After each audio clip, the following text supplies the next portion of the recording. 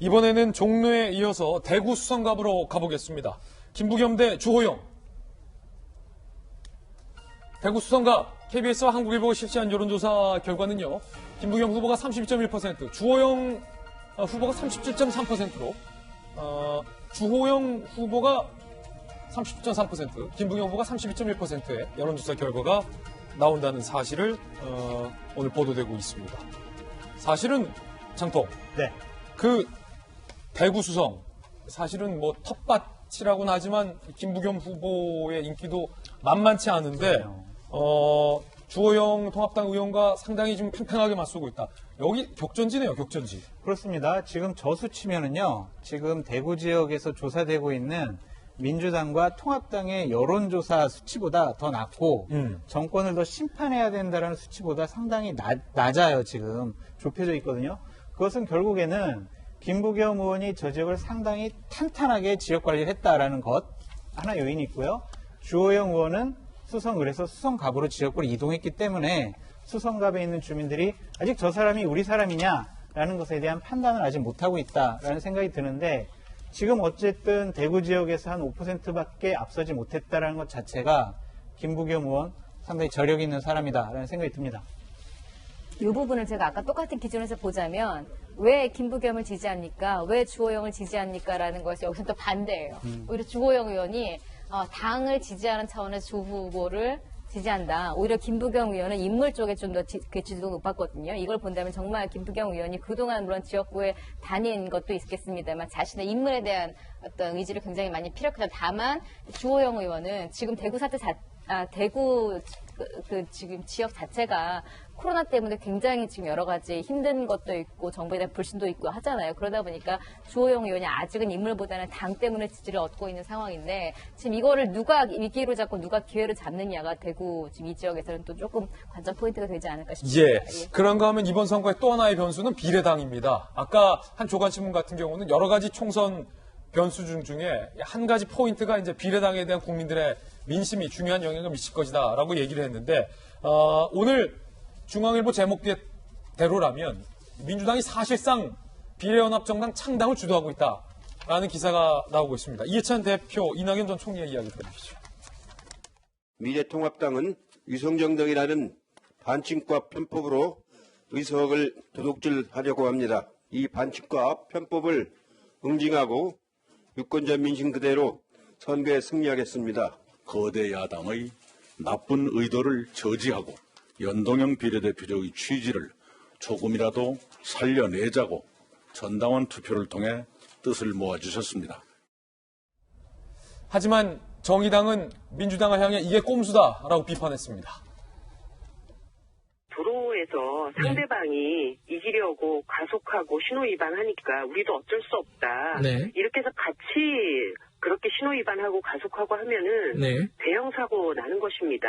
정의당마저 그런 대열에 합류할 수는 없다는 게 저희들의 의지고요. 비례위성정당 꼼수 논란에 정의당이 알리바이가 되는 그런 행위는 하지 않을 것입니다.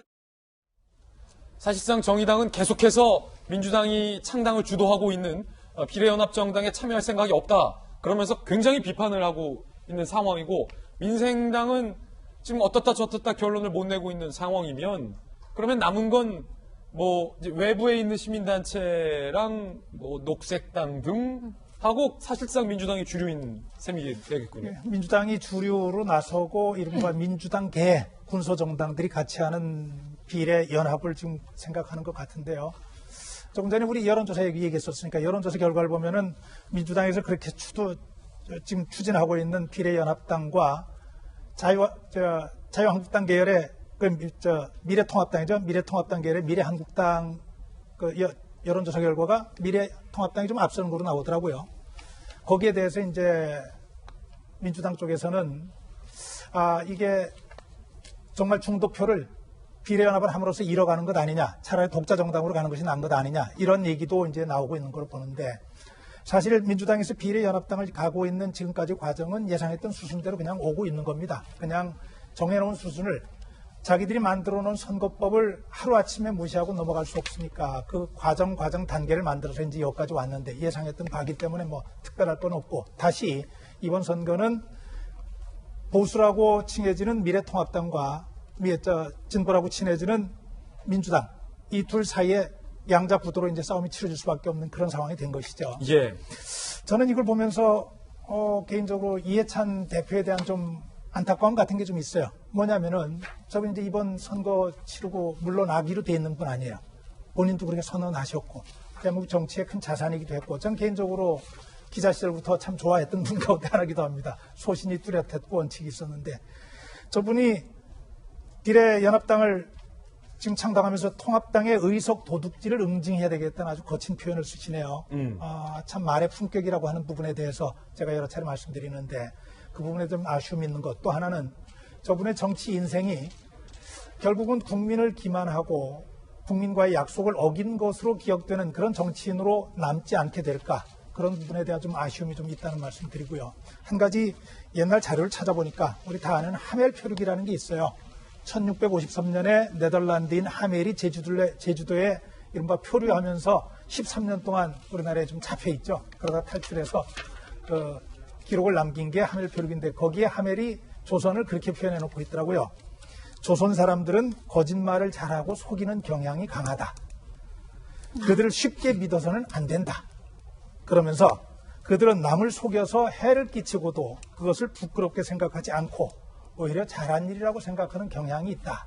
이런 얘기를 하멜이 해놨더라고요. 그 하멜이 오늘 대한민국에 돌아와서 이 상황을 보면은 예. 뭐라고 얘기할까 하는 생각도 좀 드네요. 예. 관련해서 이 비례당과 관련한 여론조사도 오늘 한국경제가 실시했습니다. 그 결과도 한번 살펴보시죠. 의석수 과연 어떻게 될까요? 물론 예상 의석수고 그냥 여론조사에 불과하다는 말씀 계속 거듭해서 드리겠습니다. 장통께서 좀 이 부분은 네. 좀 해설을 해주시죠. 일단은 더불어민주당으로 비례대표 후보를 냈을 경우와 비례연합정당으로 비례대표 후보를 낼 경우에 예상 의석수죠? 기본적으로 저게 너무 복잡해요. 그리고 복잡해. 몇 퍼센트 얻을지도 모르고 또한 어떤 당이 또 몇 퍼센트를 뭐 비율대로 어떻게 얻을지 모르기 때문에 저는 그냥 참고로 하시고요. 제가 그냥 간단히 설명해 드릴게요. 비례당으로 30%의 정당 지지율을 받으면 15석 내외의 비례의석을 얻습니다. 20%의 지지율을 얻으면 대략 8석 내외의 의석을 얻습니다. 그냥 이렇게 간단히 생각을 하셨으면 좋겠다는 생각이 들고요. 민주당 같은 경우에는 비례연합정당 만드는데 상당히 분색해요. 왜냐하면 정의당 참여 안 한다고 그랬죠. 민생당 같은 경우도 참여하게 되면 민상당 어마어마한 분란이 일어나기 때문에 지금 참여하기가 좀 불가능해진 것 같습니다. 그런 차원에서 여태까지 자기네들과의 정치적인 이념을 같이 해왔다, 해올 것이다, 비슷하다라고 하는 기본소득당, 가정환경당 이런 당하고 비례연합당을 만들겠다는 거예요. 이것 자체가 지금 국민들이 잘 알지도 못하는 이런 당과 연합당을 만든다는 것 자체가 지금 민주당으로서는 상당히 이 부분이 곤혹스럽다라는 것이고 지금 3월 27일까지 후보 등록을 해야 되거든요. 보름 남았습니다. 언제 창당을 하고 언제 비례 추천할 수 있는 그러한 인사들을 검증할 것인지 그런 부분들도 보름 안에 한다. 이것은 상당히 졸속적으로 이루어질 수밖에 없기 때문에 민주당은 지금 잘못된 길을 가고 있다. 저는 이렇게 개인적으로 말씀드리고 싶어요. 예, 장 소장님의 개인 견해라는 것 다시 한번 말씀드리겠습니다.